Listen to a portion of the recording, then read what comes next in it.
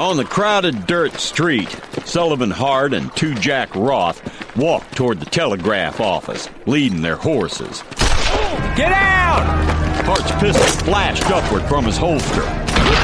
Hart dove away in one direction. Two Jack Roth rolled off in the opposite direction, aiming toward the telegraph office. A man fell forward over the eaves of the tin roof, dropping 12 feet and landing hard on the ground. The fall knocked him cold. Beyond the telegraph office, a short train rolled slowly forward past the station's platform. Sullivan Hart caught only a glimpse of a man standing on the rear deck of the train. There was not enough time to recognize him. He swung his pistol toward the rifle fire coming from the corner of a building. The man ducked out of sight.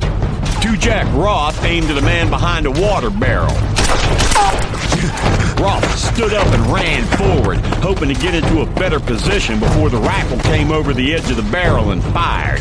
But as he moved forward, the man jumped from his cover behind the edge of the building and got off a good straight shot.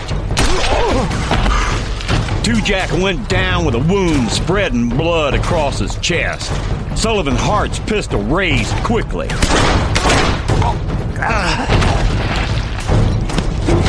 He struggled halfway to his feet, but he fell back down when a bullet from behind the water trough grazed the side of his head.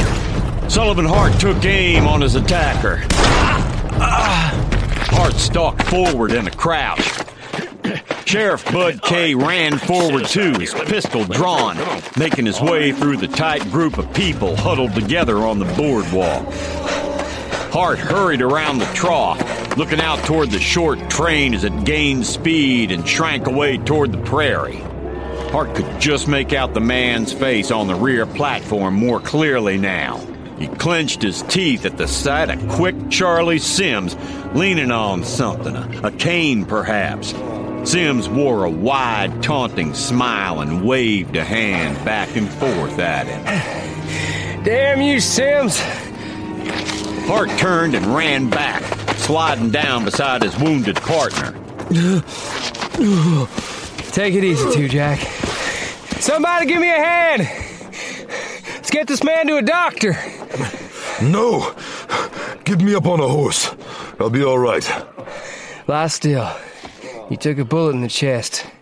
Gotta get you taken care of. The sheriff came forward, half dragging Kenny Kearns by his coat collar. This one's still alive.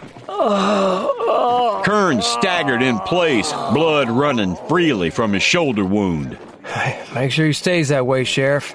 I'll be wanting to question that bird first chance I get. You hear that? This ain't exactly your lucky day, boy.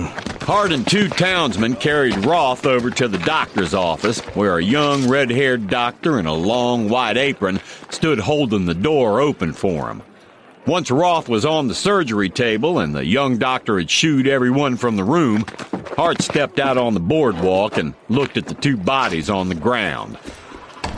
Sheriff Bud Kay had returned from putting Kearns in a cell. What about that wounded prisoner, Sheriff? Is he going to be all right? I gave him a wet rag to put against his shoulder. It's more than he deserved. Sheriff Kay looked up at Hart, pointing at the two dead gunmen. Recognize either of them? No, but I recognize the man on the end of that train headed out of town. That was Quick Charlie Sims. Quick Charlie Sims? You never mentioned him having anything to do with any of this. Last I heard, Sims was wanted for bank robbery up in Creed. It was Sims. Well, maybe that explains this. Sheriff Kay pitched a gutta-percha golf ball to him. I found it on the ground near the man behind the water trough. What do you make of it? I have no idea, Sheriff. It's funny. I saw that man take dead aim on you, and then it's like something distracted him.